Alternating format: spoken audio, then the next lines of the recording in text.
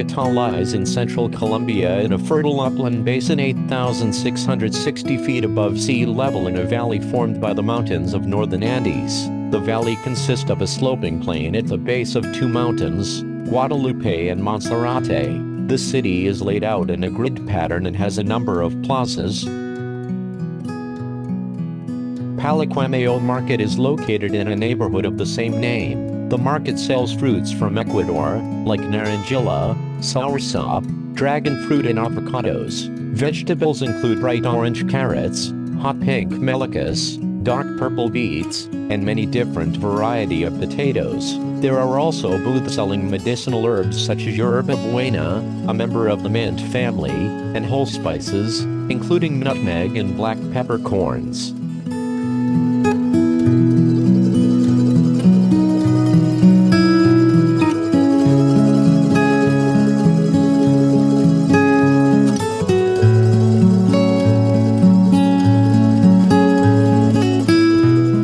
La Candelaria is the 17th locality of Bogotá. It is an historic neighborhood in the city's downtown and similar to the Old Quarter in other cities. The architecture of the old houses, churches and buildings the Spanish colonial, Baroque and Art Deco styles. It houses several universities, libraries and museums.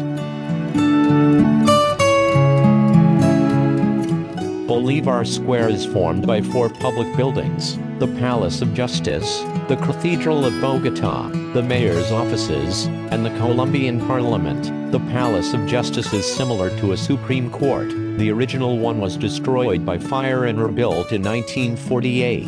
In 1985, rebels occupied the building and fought a 24-hour battle with the army which destroyed the building. The current building was constructed in 1989. The cathedral is on the east of the square. The original chapel has been replaced several times. The current cathedral was built in 1807. Unlike many Bogotá churches, its spacious interior has relatively little ornamentation. Even if you've never heard of Fernando Botero, you'll probably recognize some of his highly distinctive paintings of oversized characters, including dodgy dictators, fleet-footed dancers, dogs and birds. Colombia's most famous living artist is also a prolific sculptor, and his curvaceous bronze statues display equally generous girth. The museum, which belongs to the Banco de la República de Colombia, was founded in 2000 when Botero donated more than 100 of his own works, along with 85 from his personal collection of other artists' work, a haul that includes pieces by Picasso, Monet, Matisse and Klimt. The painter curated the museum himself.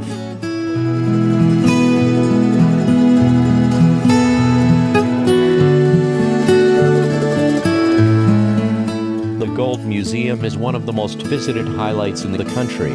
The museum receives around 500,000 tourists per year.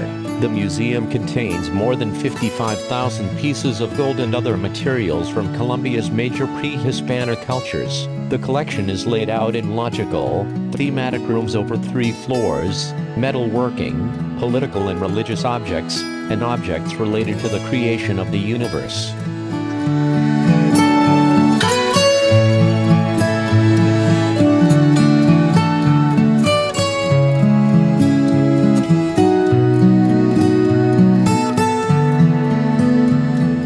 The Salt Cathedral of Zipaquirá is a church built in the shaft of an abandoned halite salt mine 200 meters underground in Zipaquirá, about 50 kilometers from Bogotá. It is both a tourist attraction and a site of pilgrimage. The halite mines were used by the Muisca Indians as early as the 5th century BC. Europeans started mining in the late 1800s, while commercial mining started in 1815, leaving behind a vast network of grottos, pits and passageways. Most exhausted mines have been abandoned and sealed up, but Zipaquirás miners and church officials convinced the government to assist in the construction of the present-day Zipaquirá Salt Cathedral. The access tunnel opens up to 3 naves representing the birth, life and death of Christ. There is also a basilica dome, chandeliers and a floor-to-ceiling cross illuminated with purple lights.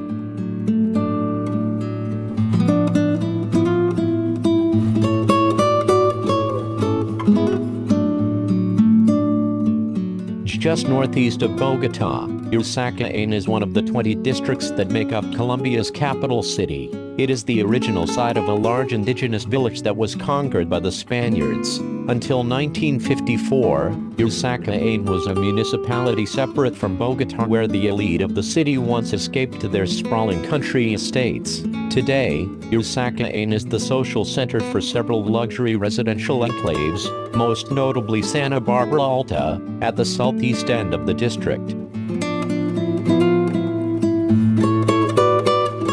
Armenia is often referred to as Ciudad Milagro or Miracle City due to its fast urban growth and development. The city center includes a 9-block pedestrian walkway, lined by shops and restaurants, through the center of the city and connecting 2 of the city's plazas. The local economy main trade is still based on the production of coffee, plantains, and bananas. Most of the locals believe that the town was named after the country of the same name in memory of the Armenian people murdered by the Turks. This is unlikely, as the Armenian genocide occurred years after the naming of the town. It is more likely that the city was renamed after the historical kingdom of Armenia, as was the colonial custom of the time.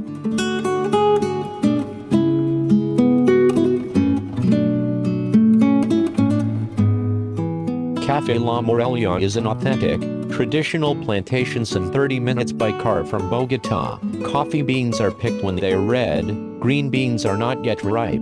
The beans then go through a series of processing steps to remove the skin and sugary coating before being dried and sized. The small medium-sized beans make the best gourmet coffee, while the larger beans are used to make traditional coffee. Before the beans are roasted, they are further sorted to remove contaminated beans, bitten by insects, wrong size, or other defects. Next, the beans are roasted for about 15 minutes to provide the dark color and correct texture.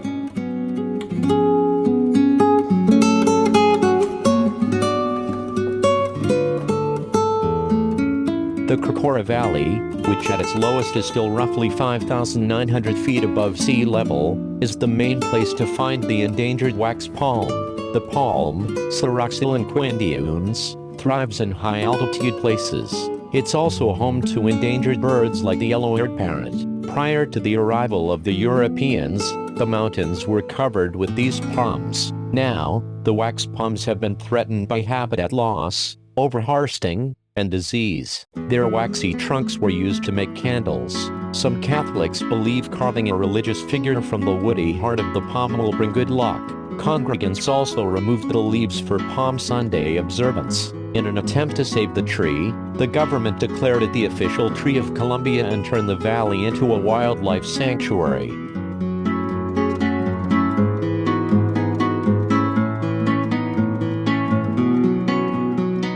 Salento is one of the major tourist attractions of Colombia, with easy access to the Cocora Valley and its original Baroque architecture, which is typical of the coffee region. The architecture is especially notable on the Royal Road, which is next to the town square. In the colonial era, Salento was on the main route from Popayán to east to Bogotá in the west through the Quindío Pass. In 1830, Simón Bolívar traveled the route and ordered that it be upgraded due to its poor condition and strategic importance.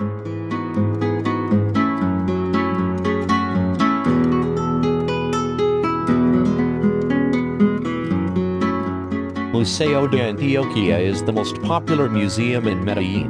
In addition, it's considered one of the city's top tourist attractions. It exhibits about 100 pieces of artwork donated by world-renowned Colombian artist Fernando Botero.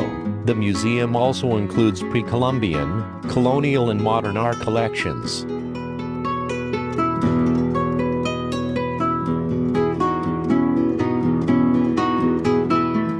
Botero Square is home to nearly 24 sculptures by Colombia's best-loved sculptor, including voluptuous ladies, fat cats, portly Roman soldiers, and chubby men on even chunkier horses. The 75,347 square foot plaza displays 23 bronze Botero sculptures. The display was part of an urban renewal project by the city of Medellín around the Museo de Antioquia in 2002. All the pieces were donated by Fernando Botero.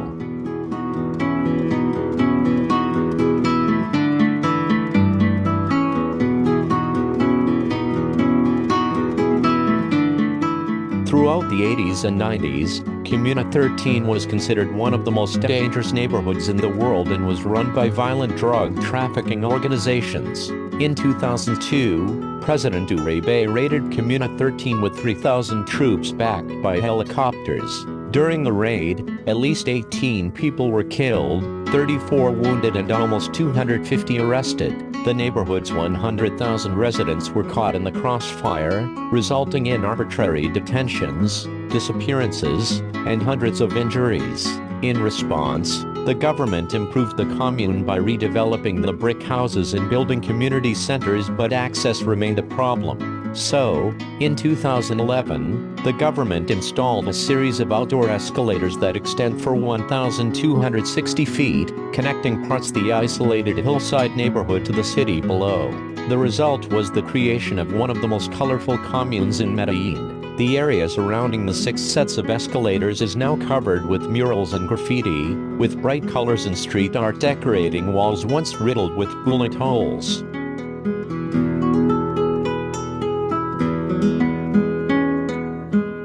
Metro Cable is a gondola lift and provides complimentary transportation service to Medellin's metro. It is considered to be the first urban cable-propelled transit system in South America. The concept dates back to the use of cable car technology for exporting coffee starting in the 1930s.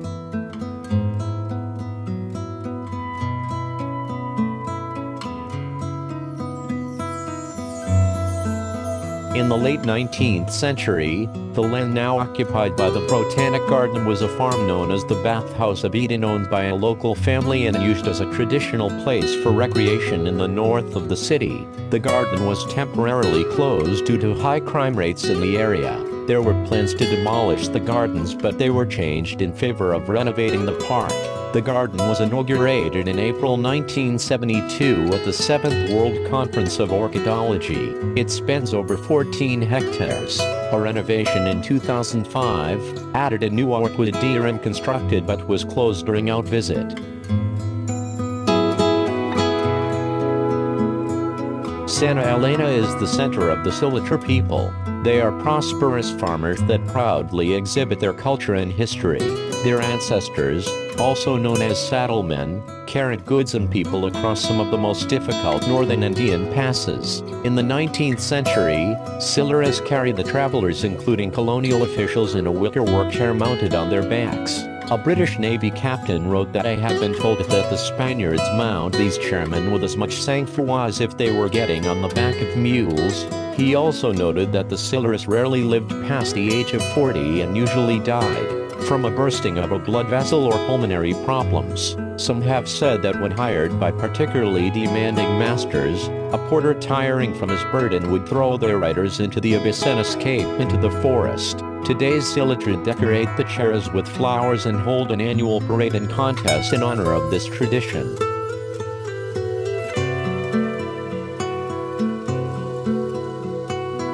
Cartagena is a major port founded in 1533 and located in Colombia's Caribbean coast region. It was strategically located between 2 rivers and became the main port for trade between Spain and its overseas empire. During the colonial era, it was a key port for the export of Peruvian silver to Spain and for the import of enslaved Africans under the Jacinto, a royal monopoly, system. Drake attacked and occupied the city for a couple of months in 1586, leading to the Spanish protecting the city with stone walls and forts.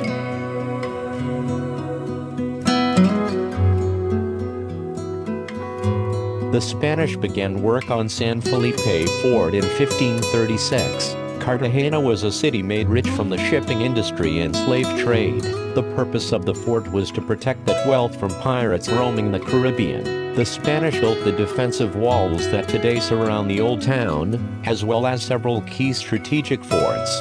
The most impressive overlook in the city is from the top of a 130-foot-high hill, perfectly positioned with commanding views of the bay in front of Cartagena.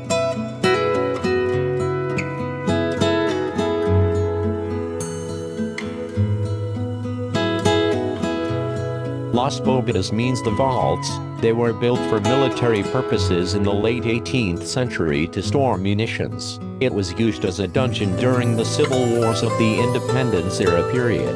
It's said that at high tide, the prisoners would be up to their knees in sea water. Las Bogadas has 47 arches and 23 domes and was constructed by engineer Antonio da Ravelo between 1792 and 1798. The vaults were the last major colonial structure built within the old city walls.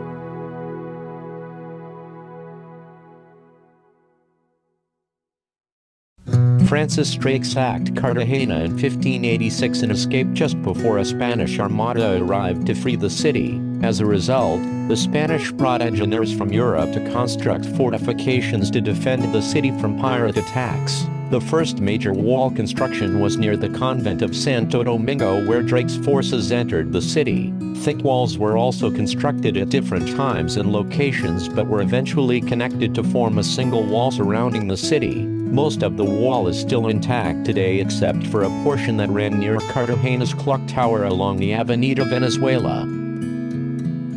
The Juan Del Mar restaurant in San Diego Plaza was a short walk from our hotel.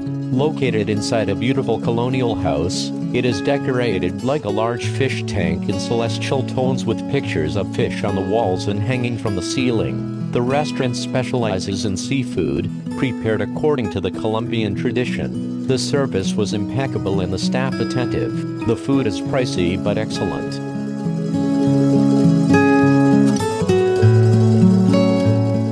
The plaza gets its name from the Royal Customs House or Casa de la Aduana, which is located in the square. It is the largest plaza in the Old Town and a World Heritage Site. During colonial times, the Royal Customs House would inspect all the goods coming into port. Before it became a customs house, it was the home of Pedro de Heredia, the founder of Cartagena. Nowadays, the building serves as City Hall. A statue of Christopher Columbus sits at the eastern end of the plaza. It was erected at the end of the 19th century and is a replica of a statue in Genoa.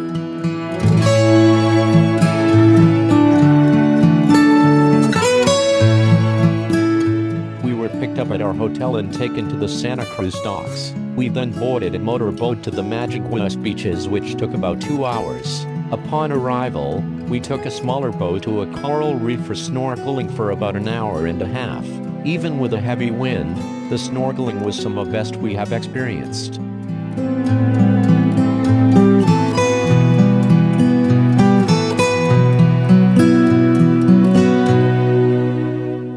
Gethsemane has a storied and complicated past. Located just outside the fabled walls of Cartagena's historic old city, the neighborhood was a haven of prostitution and drugs. Now this one seedy neighborhood is considered one of the coolest, most invigorating and authentic section of Cartagena. Modern Gethsemane is often referred to as the culture quarter, populated with poets, painters, photographers and other artistic types.